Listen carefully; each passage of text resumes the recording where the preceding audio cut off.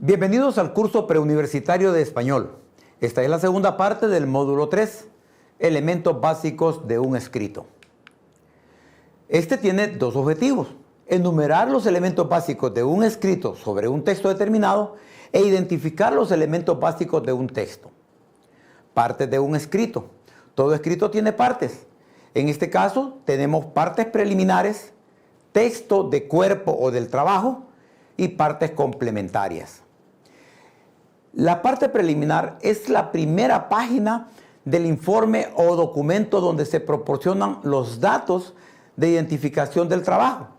Debe contener universidad, facultad o carrera, título del informe académico o investigación, nombre del autor, profesor de la asignatura, módulo, laboratorio, etc.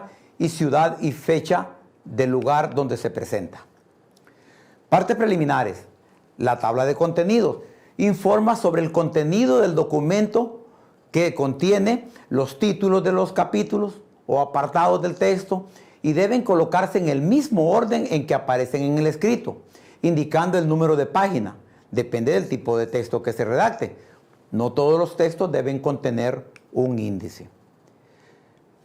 Texto o cuerpo del trabajo. Contiene la parte central del documento. Este incluye título del escrito. Este apartado es fundamental, ya que todo escrito debe contener un título que lo identifique. Introducción. En cualquier tipo de trabajo, escrito es el primer contacto que tiene el lector con el texto.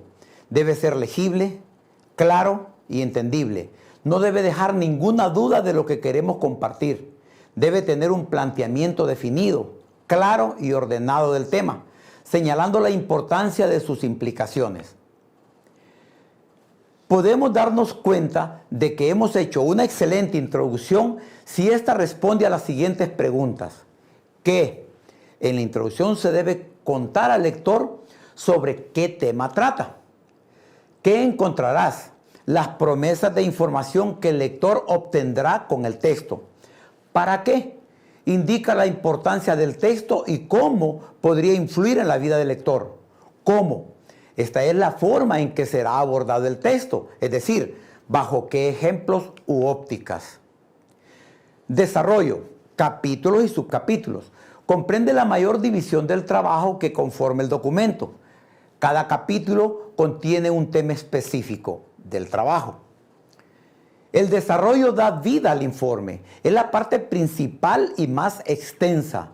Su finalidad es la exposición minuciosa y detallada de la investigación. Puntualiza los aspectos estudiados, analizados e interpretados en forma valorativa para cumplir el propósito y finalidad del informe. Debe constituir una unidad temática organizada, de tal modo que se vea como un todo a lo largo del desarrollo del texto. Conclusiones.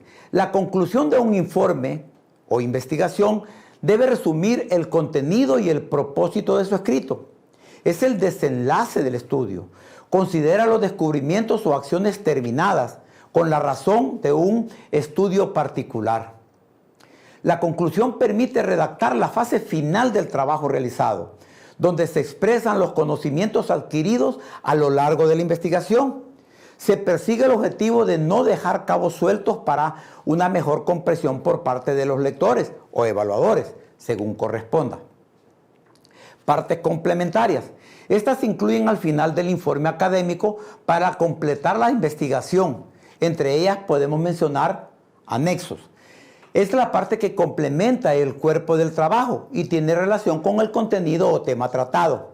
Se escribe antes de la referencia bibliográfica. Contiene reproducciones de documentos que han sido utilizados o ilustran aspectos del trabajo. Incluyen textos fotocopiados, transcripciones de textos orales, anuncios publicitarios, mapas, cuadros sinópticos, cuadros estadísticos, fotografías, ilustraciones, entre otros. Referencia bibliográfica. Es la lista alfabética de las fuentes documentales consultadas por el autor para sustentar sus escritos. Libros, artículos, entrevistas, conferencias, documentos electrónicos, entre otros. Aclaración. Los elementos para la presentación de trabajos escritos varían de acuerdo con las características y naturaleza de cada tipo de texto, por lo que cada docente debe establecer ciertos lineamientos y los alumnos deben adecuarse a ellos. Esta fue la bibliografía utilizada para la redacción de este documento. Muchas gracias por su atención.